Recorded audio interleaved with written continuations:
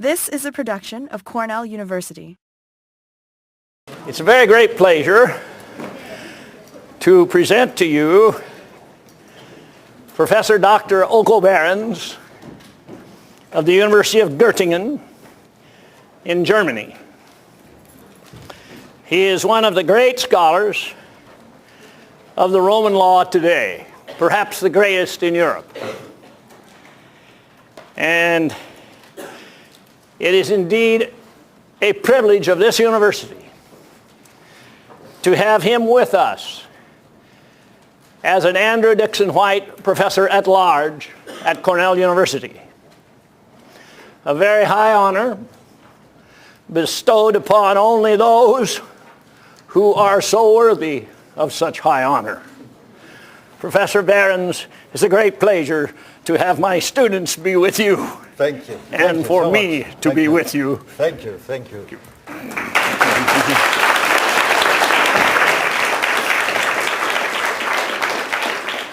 Oh, I'm very grateful for these very kind words and for this kind reception. And of course, I must say also for this long-standing and very inspiring friendship I had with Professor Summers. I told you that my life would have been much poorer without this acquaintanceship. And we had a common interest into the form of the law. What is the form of the law? And my current speech, the spirit of the Roman law, has an affinity to this question. Because if you are in a good form, then you have the right spirit. And if a law has the right spirit, then the form of the law is excellent. And I dare say that the Roman law has a good form, but the common law, I will mention it at the end, has a good form too. So I will start my lecture, relying on my text and on my very German English. You must be careful to understand me, otherwise you will misunderstand my bad pronunciation. Treating the spirit of the Roman law today confronts us with two different questions. The first is historical and will constitute our main theme. What makes up its spirit, explaining its enormous success in ancient and modern times? The next confronts us with another fact and has to be dealt with at first. Roman law has lost in the judgment of many jurists its role as a vivifying fountain and true source of European legal culture, as a great provider of legal notions, or to put it succinctly, as a creator of the universal grammar of law and politics and a treasure house for intellectual experience that nobody can visit without feeling enriched and stimulated in her or his own actual judgment. How can the devaluation of one of the greatest spiritual assets in the heritage of humankind be understood, especially today, where we are looking for intellectual help in front of the partially problematic tendencies of our time? Those that carry with them the risk that the central scope of law, to enable secure and free individual and fruitful lives in secure and sustained private forms, is sacrificed to the unmitigated tyranny of global economic efficiency.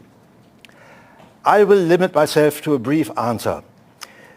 Roman law, although still taught all over the world, has lost its intellectual prestige as a central contribution to the world's culture, not because of the work of jealous outsiders, there are some today, but they cannot be regarded as serious, but because of what I would like to call a historical betrayal of its spirit by the Romanists, that is, the professors of Roman law themselves. This betrayal was perpetrated by a misinterpretation that had tied the Roman law to the spirit of a certain historical period, to a bygone period in which the idea of the closed national state and its potential imperial yearning dominated the intellectual scene, thereby destroying the very idea of continuity of the human condition on which the tradition of Roman law and of law in general is based. The Roman law was then still in immediate vigor as civil law, you know it. It was then adapted to the demands of the modern, self-sufficient, sovereign and latently revolutionary national state that defined itself as the unique source of law, making thereby law subservient to every purpose defined by the political power. Law was in the last resort conceived of as a form that sanctions power-based relationships, provided they were established in a way compatible with the rules accepted by the raison d'etat. The method applied for this adjustment was an adapting interpretation. It was declared that Roman law was like modern law, based on decisions that gave sanctions to accepted relationships of power.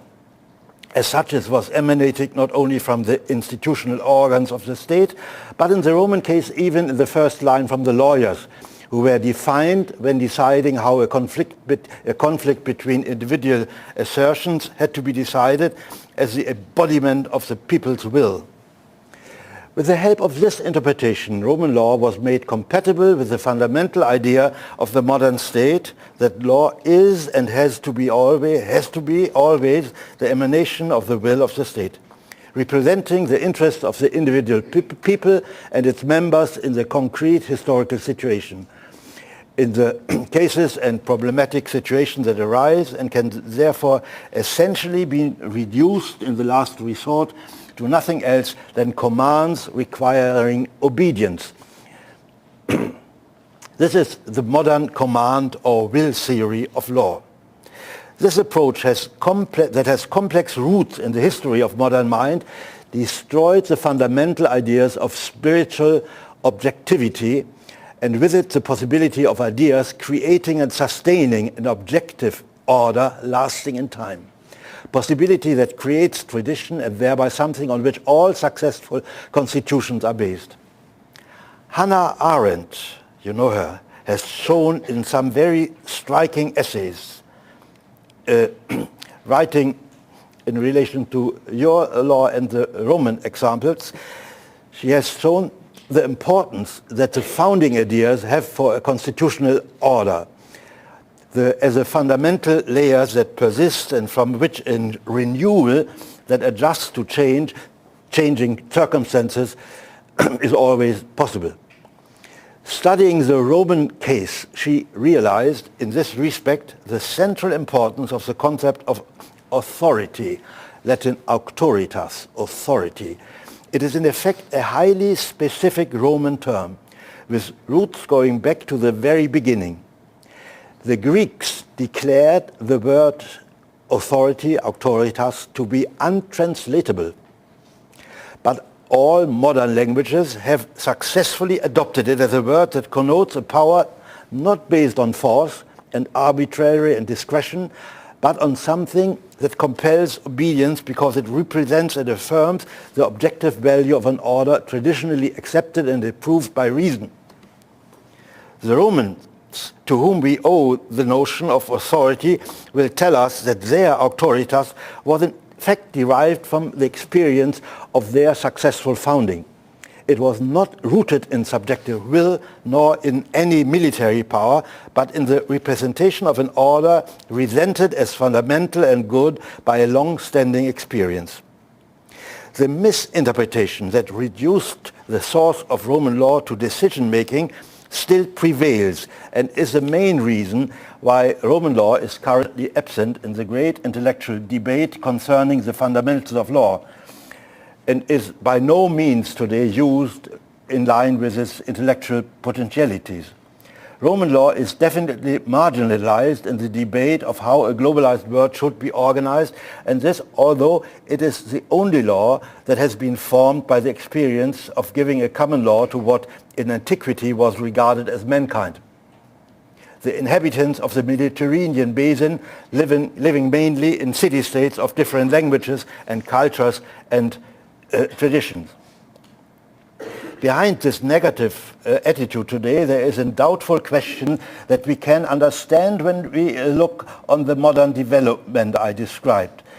That is the final victory of the command theory of law. The doubtful question is, what can one learn from decision-making serving the necessities of a time so far away from ours? It is therefore quite understandable when leading Italian Romanists like Mario Bretone and Aldo Schiavone are convinced that there is no continuity, no continuity between modern and ancient law.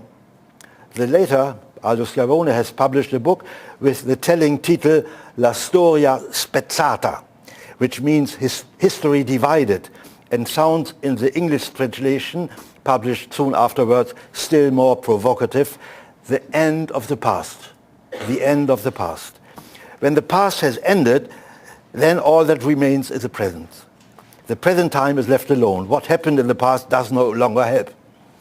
I disagree, because in all fundamental relationships of the law, the human condition has not changed.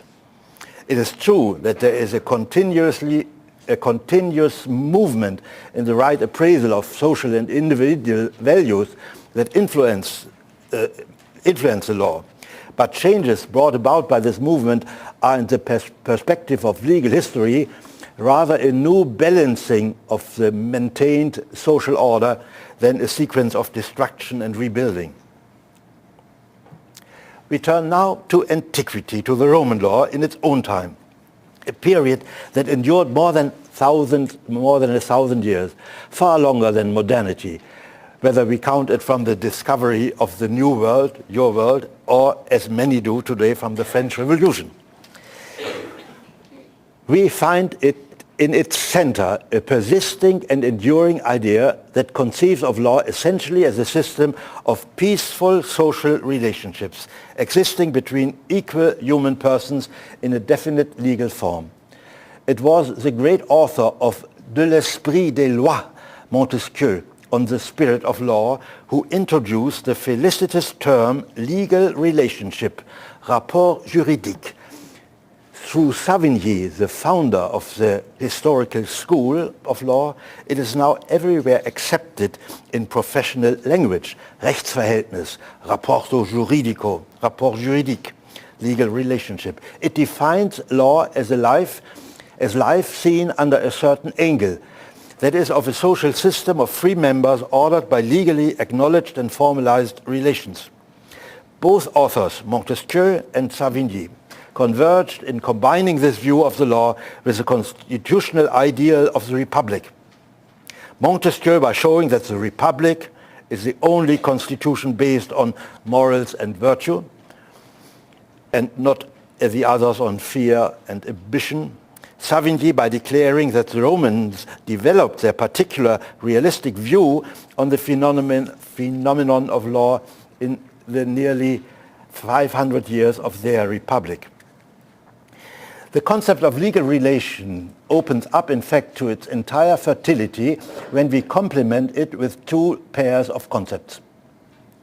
These concepts are imports from Greece, due to the Hellenistic period that began in the 3rd century before Christ and was characterized by the reception of fundamental constitutional ideas of Greek philosophy into the Roman law.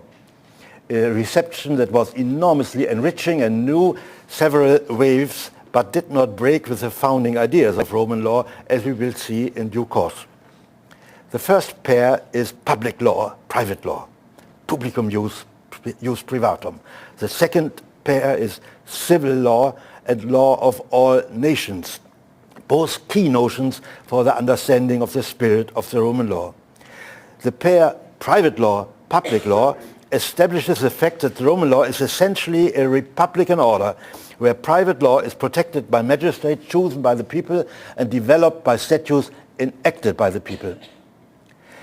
The connection between private and public law is in the Roman tradition essential. It contains a lesson they learned from their own history that only a republic can protect the freedom of the individual, since only in a republic the personnel in power is chosen and controlled by those interested in the security of their freedom and property.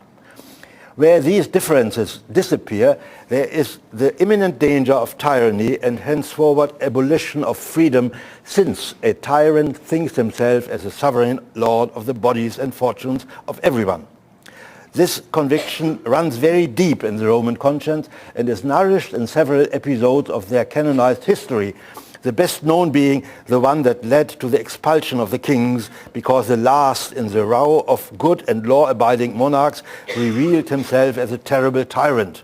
From that year onwards, traditionally 510, Kingship was identified with tyranny, and the attempt to reintroduce monarchy was execrated as the gravest possible crime. Caesar, great Caesar, openly showing his disdain for the Republic and aspiring to the diadem of an Hellenistic king, was killed by Brutus and Cassius as a would-be tyrant. Augustus, his son by adoption, learned this lesson and was therefore very careful when nevertheless introducing a monarchy to do it with a carefully elaborated program of the restitution of the Republic.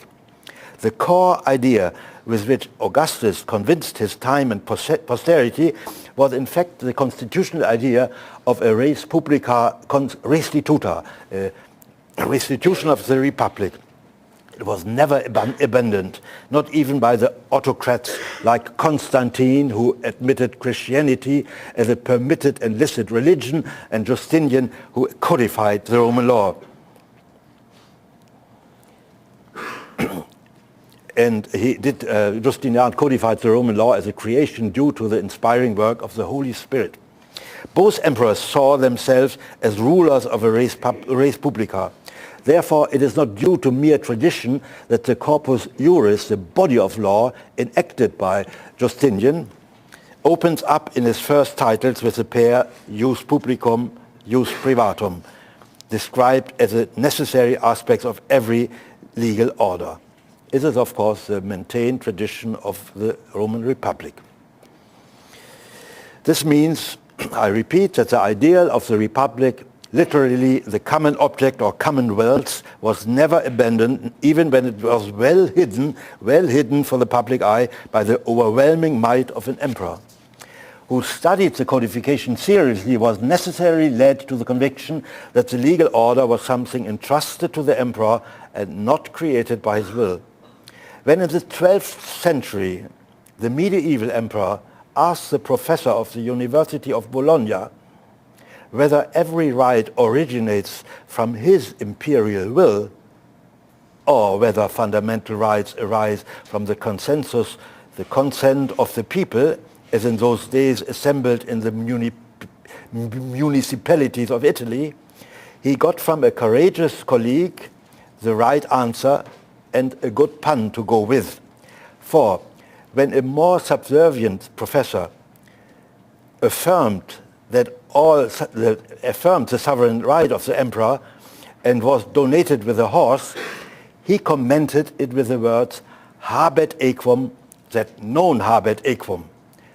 Habet aequum, that non habet aequum, is what a good pun, because horse equus and right equus were pronounced and written in those days in the same way. In this tradition, Savigny, the founder of the historical school I mentioned already, still living in the medieval empire, in the last days of the medieval empire, but like his contemporary Goethe in the free city of Frankfurt, wrote in his treatise, The System of Today's Roman Law, he wrote, I quote, "A state comes into existence originally and naturally in a people, by a people, and for a people." A formula that will resonate with you because it was taken up some decades later by Lincoln most powerfully in his solemn wish that government of the people, by the people, and for the people shall not perish from the earth. It is the perspective of quintessentially Republican character. In the background, there's always a necessary relationship between jus publicum and jus privatum, that is, of a nation organized by a constitution able to organize a public power that presupposes a free society because administered by the representatives of those interested in the maintenance of their legal relations. In the time I have classified as a period of the betrayal of the Roman law, the pair public and private law was disliked. The very idea of private law ran against the then dominant romantic desire of a homogeneous nation that wanted all their members taken and inspired by the same volonté générale. You know this famous notion of Rousseau. The The pair, jus publicum, jus privatum, suffered in this perspective from the fact that the adjective private expressed the concept that the freedom from political and social constraints is something created in the sphere of the individual itself, and not, as some modern theories think, granted by the Constitution. In fact, the term privatus made this point. For the eldest Greek legal theory that appeared in Rome at the beginning of the 3rd century, private was something cut out of what before was public and common. In a mythical golden age, all was publica possessio, common possession. With the culture of the city-state came the privata possessio, private possession, that divided the world into city-states and private property and replaced common possession of all goods by natural law, that from now on replaced common possession of all goods by natural law by a new system, by a private system in city-states. The younger Hellenistic theory of skeptical origin was still more radical.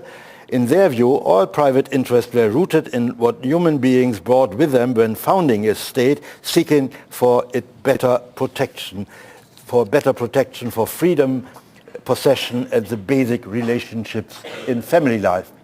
For both theory, it is characteristic that the acknowledgement of private law does not require citizenship in the state where protection is required, because in both theories the root is universal.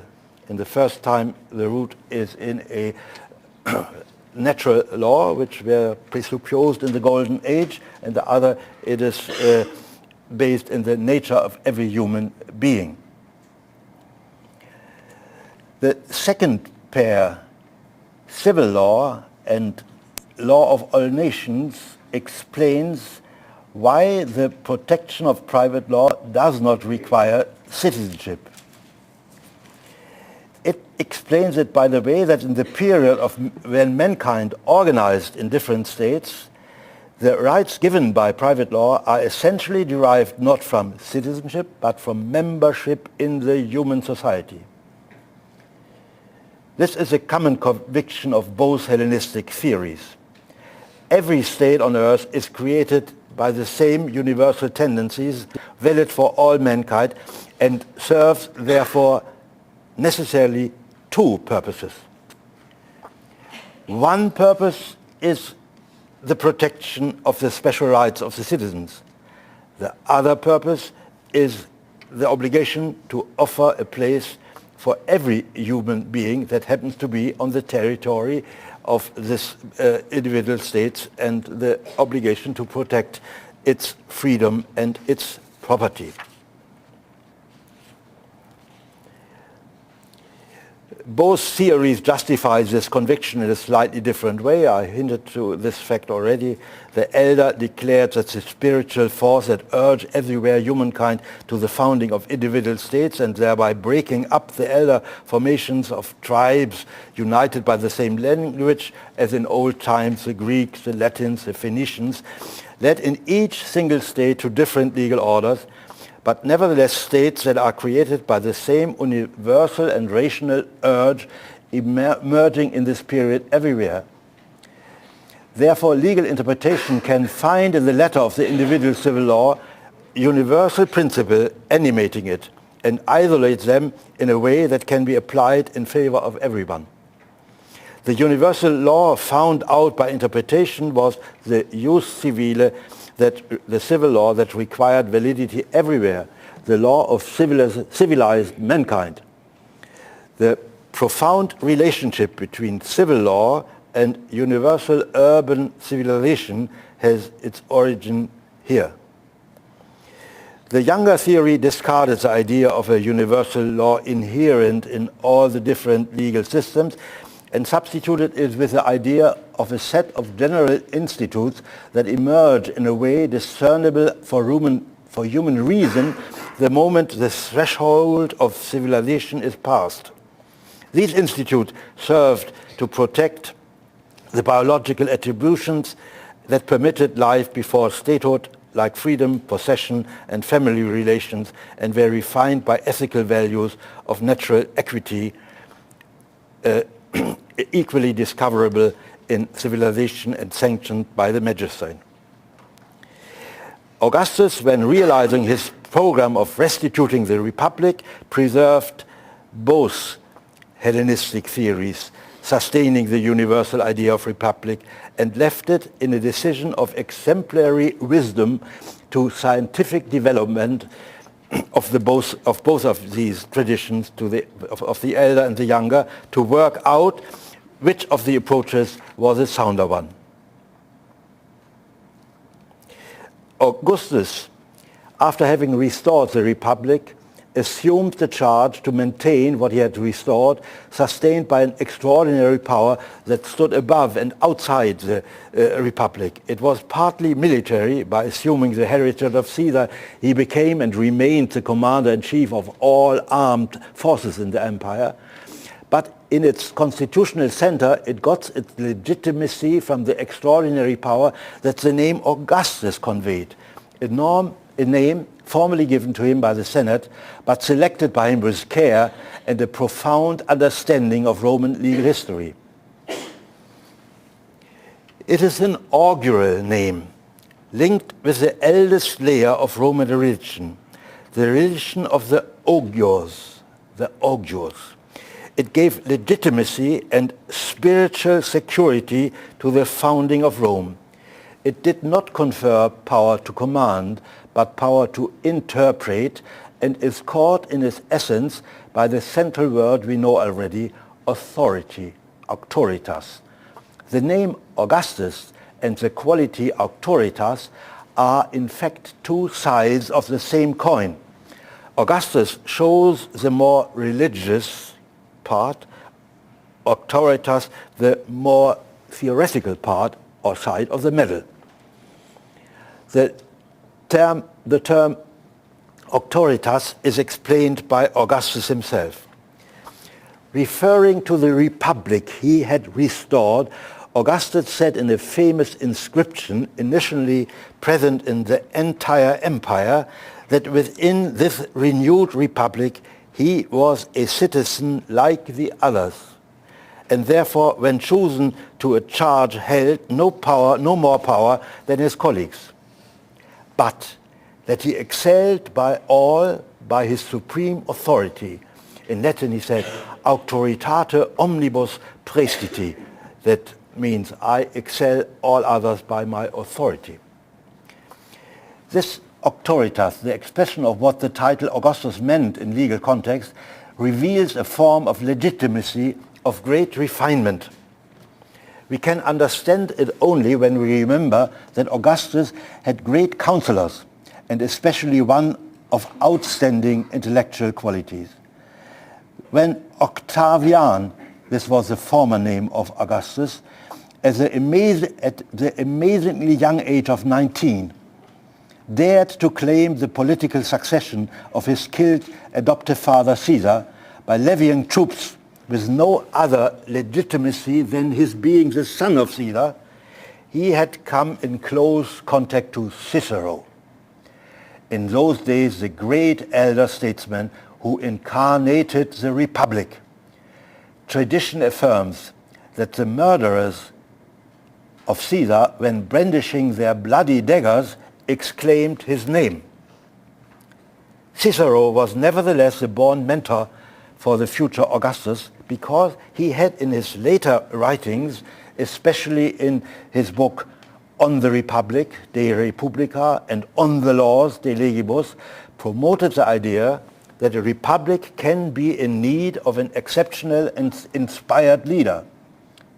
So he prepared the ground for the belief that the appearance of such a supreme personality be possible, and he did so with arguments borrowed from Plato.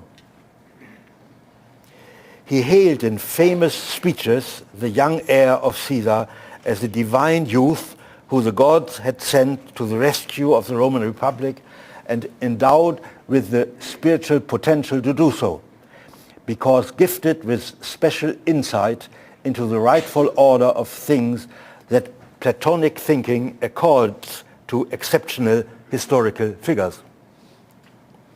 Augustus had learned his lesson and had acted accordingly, not only restoring the constitution of the Republic, but organizing the lawyers' professional freedom to develop the law of the Republic in a way that they could do it henceforth in the name of his authority.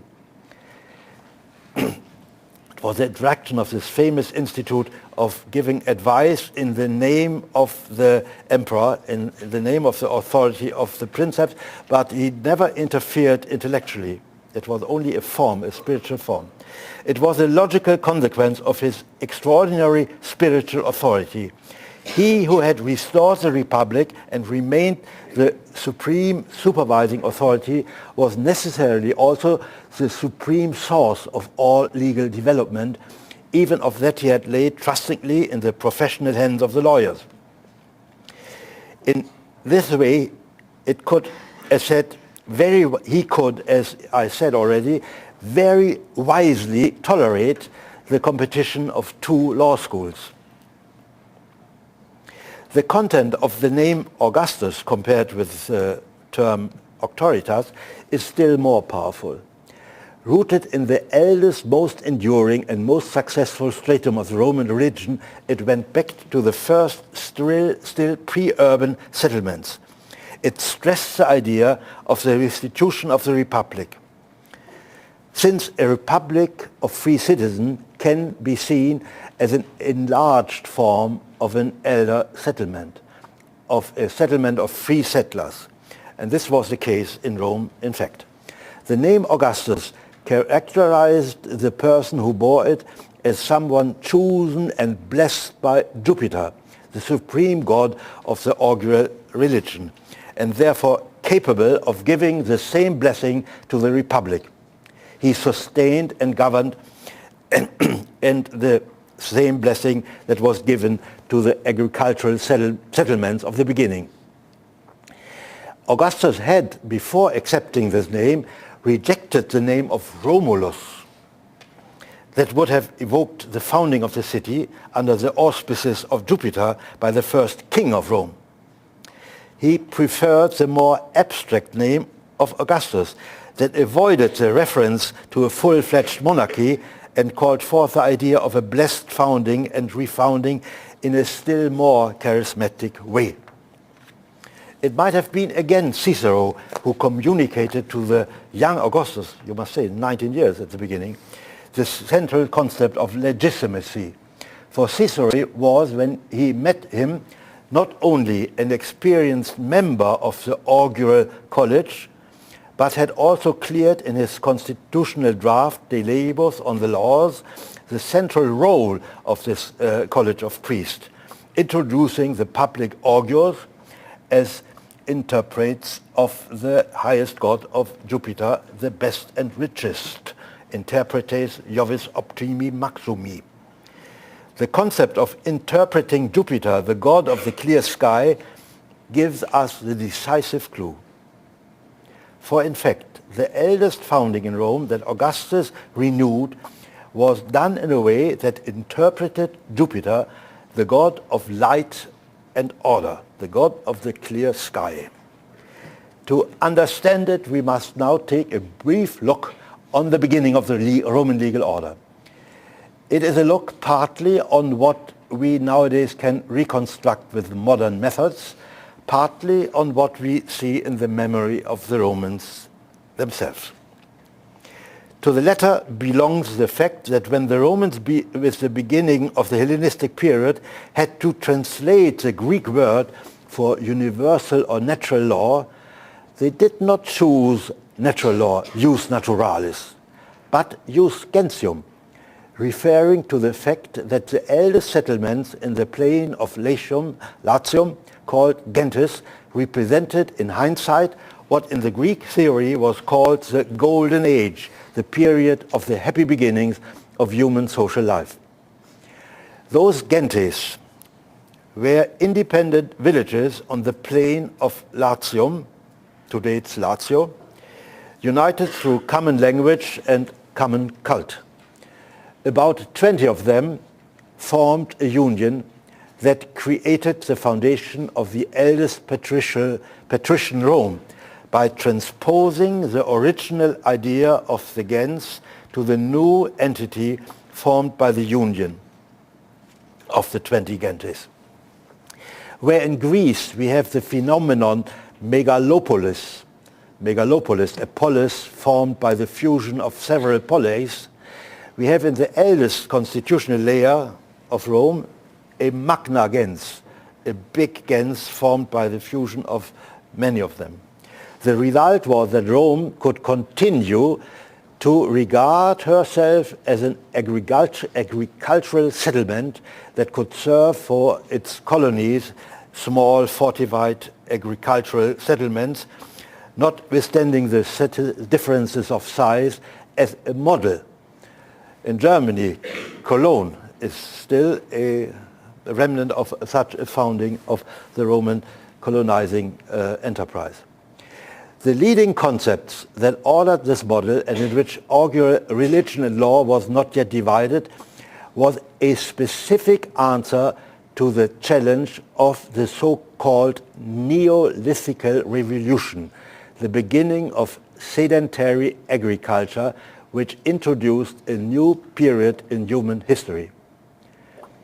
The leading idea of this religion was that the supreme god of the sky, Jupiter, the best and richest, Jupiter Optimus Maximus, was in favor of the agricultural revolution, the so-called Neolithic Revolution, which was to change the face of the world so drastically. The god would help to do it under the condition that the new beginning was put under his authority. That required that the new image he would be offered by the agricultural settlement did respect the principles of clarity and order that the supreme divinity of the sky represented. This was realized by projecting the celestial order into the human condition, technically, primarily by a territory measured out for agriculture according to a scheme that reflected at the same time the apparent movement of the sky and the rectitude of the radiation of light, creating thereby a huge checkerboard coordinated through a central cross. And secondly, by a human community composed of individual families and governed by a priest-king who preserved the social compound in a pure and peaceful form by solemn jurisdiction and rites of purification. By this means, divine peace with all the benevolent innumerous gods whose presence was felt in nature was assured, and by that their undisturbed and fruitful working. The name of this blessing that became visible in the good outcome of the crops and fertility of the livestock was Pax, peace, and Venia, peace and friendliness of the gods, Pax and Venia Deum. The name of the single settler was Ven, a word for friend that still exists in the vocabulary of some Indo-European languages as Scandinavian and Dutch. In the legal cosmos formed by a community of Ven, everyone was protected by a procedure destined to vindicate, it's the same word, his freedom and all what was regarded as his own. The use of his land, the members of his family, the livestock used to plow and fertilize the fields, and all his chattel and all the other belongings. It is typical for the continuity of the Roman law that the Latin word vindicare, that contains the notion of Ven, the befriended settler, and the friendliness of the gods, remained absolutely central throughout its history for all the individual rights of freedom and property. The central conviction that the god of the sky was in favor of agriculture was formed by an observation maintained forever in a particular religious right of protection. Whenever a Roman ambassador had to go into a foreign country, he was put under the special protection of Jove with the means of a sod taken from the holy grove, the clearance that was the dwelling place of the priest-king of the beginning.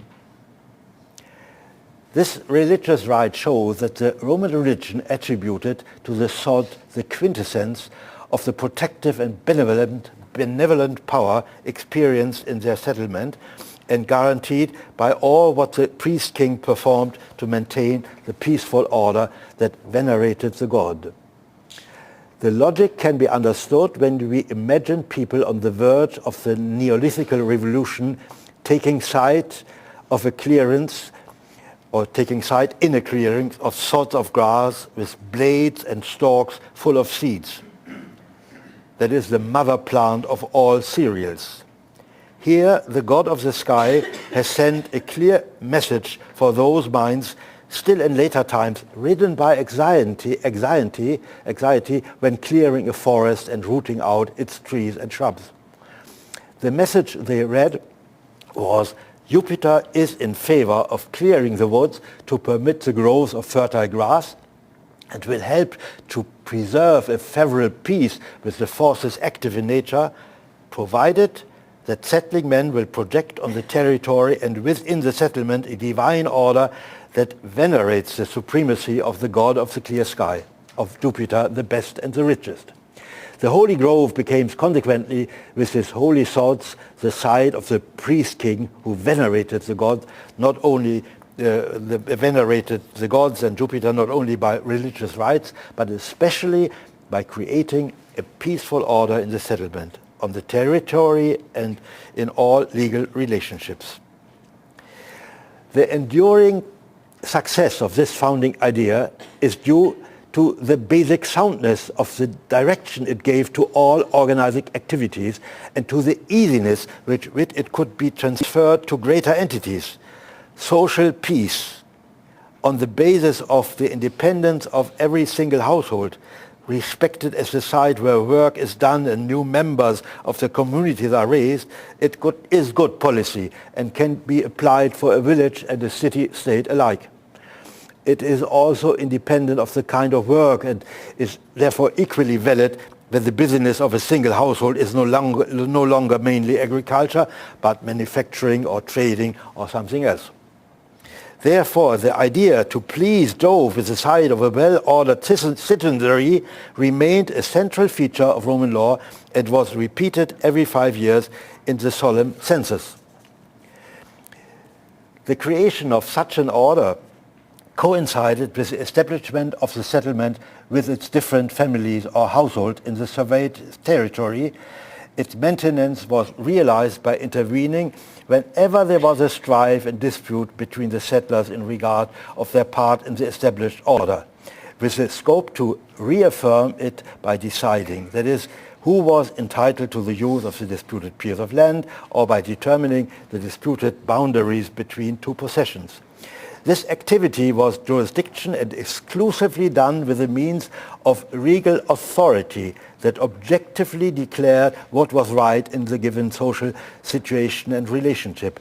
It never used the means of command reserved for the military, but proceeded by declaring one relationship and the exercise of it the just one. The preservation of the rule of law, seen as a form of veneration of the sublime power of the sky and the means to ensure the blessing of the gods, was entirely a religious task devoted to peace.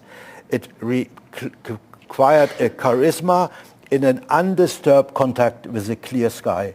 Not only war and lightning, but also the world of the military preparing war had therefore to be kept at a safe distance. Any contact was seen as a contamination. Here is the reason why the official garment worn by the Romans was the peaceful toga, a loose, flowing, single piece of cloth covering the whole body apart from the right arm. It is close to impossible to behave aggressively in such an outfit. When Cicero said, "Cedant arma togae," military power must give way to the superiority of the peaceful rule of law, he referred to a deeply rooted tradition. Since this law organized from the beginning the life of free settlers under the rule of law, binding the priest king and the later magistrate to the role of administering this order, the Romans had good reason for their conviction that all the traits of the Republic were already formed under the first kings of the Megaganes, in which the legitimacy of the kingship came from the patres, the founding fathers, present in the Senate. It was therefore easy for the Romans to interpret their beginnings and rewriting the history in the light of the Hellenistic theories they later on adopted. The system offered by the founding allowed such reinterpretation without destroying its sacred continuity.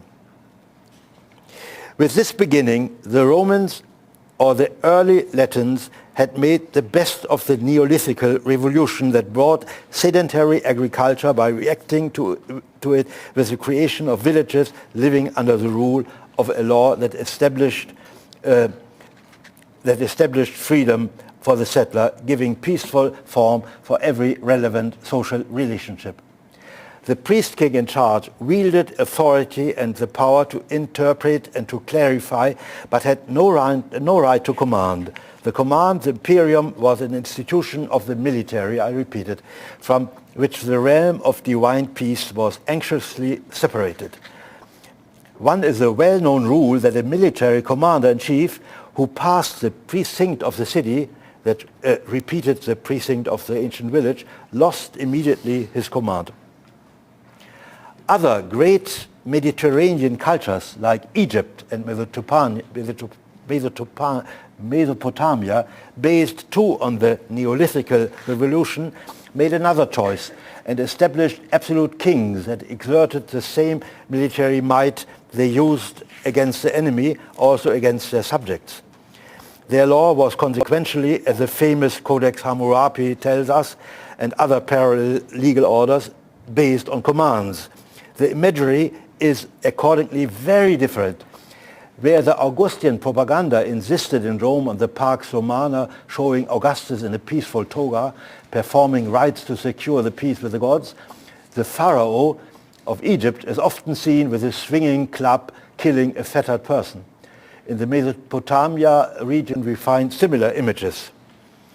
In Roman tradition, this would have constituted a grave violation of the necessary separateness of peace and war, of the distinction between the reign of Jupiter and the reign of Mars.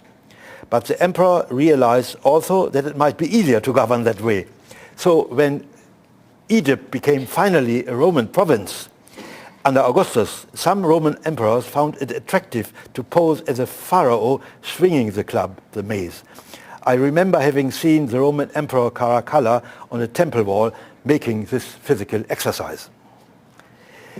In a recent discovery, and you see all what I have said on the last page of my handout, in a recent discovery in the middle parts of Europe, in the center of today's Germany, dating from the Neolithic period, this recent discovery proves that the idea brought to perfection by the proto-Romans to cultivate the fields, venerating on earth the divine order visible in the sky, was very diffused in this period.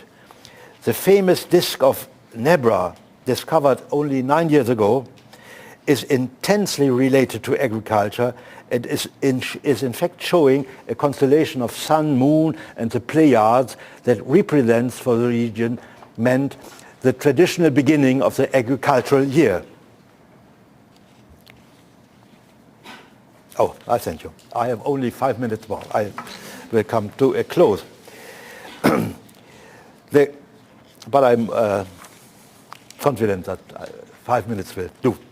The conviction that the supreme divinity revered by establishing and showing order and peace in the settlement and its territory was present and visible in this clear sky, vaulted over the land, had important consequences in what we could call international affairs.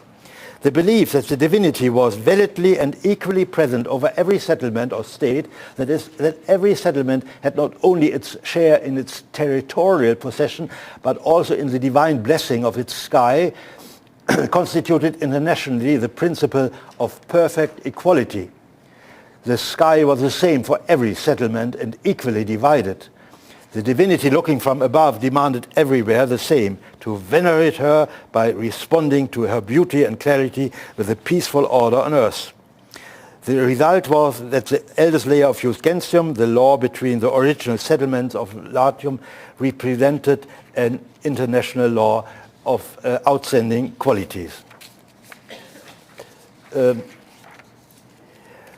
I will close now with an observation that the common law, the younger sister of the civil law, was characterized by the same combination of history and reason, and as such with equal clarity, not based on command, but on authority.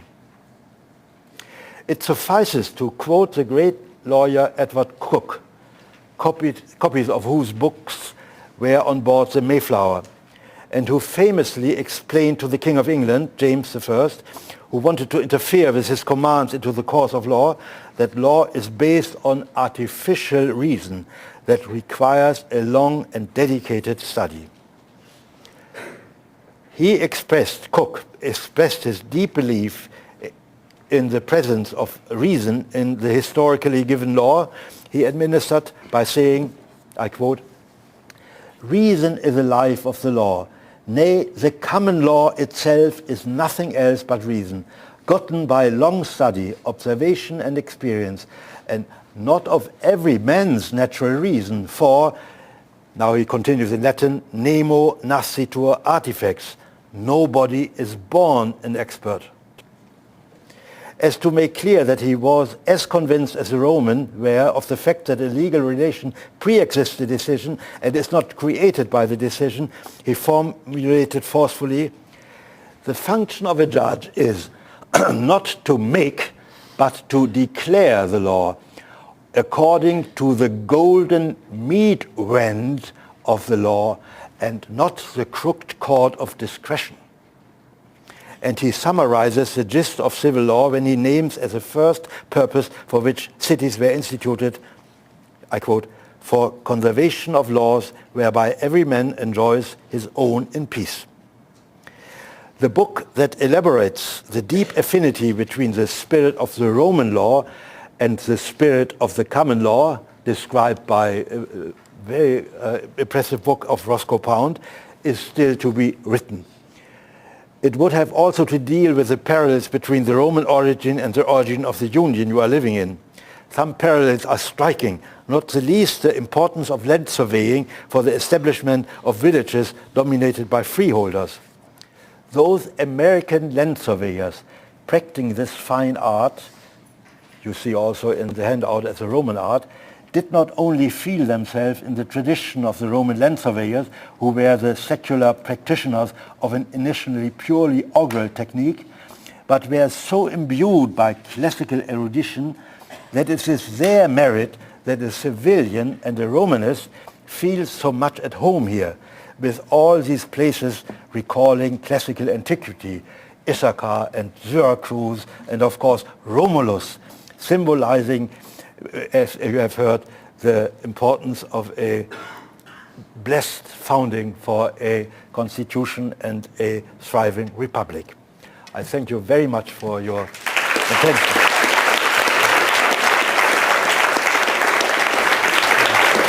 Thank you very much.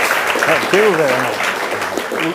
Thank you very much, Professor Behrends, for that remarkable presentation. We have time for one or two questions. If you would care to ask a question. I know that afterwards I will be asked many questions about your talk, but I will not be able to answer so well as you. So here is your chance. I'm sure someone has at least one question.